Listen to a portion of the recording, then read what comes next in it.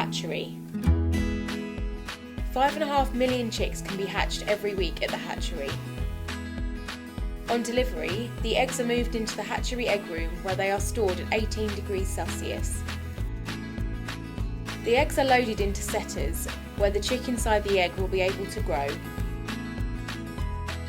The eggs are held at 37.5 degrees Celsius and regularly turned.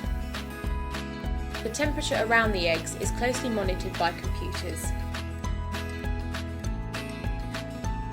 Eggs are removed from the setters 18 days later and transferred to the hatching trays.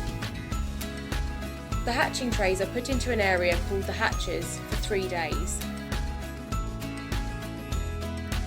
After 21 days, the chicks hatch out of their shells. The chicks are sorted by hand into different sizes and they are checked to ensure that they are healthy.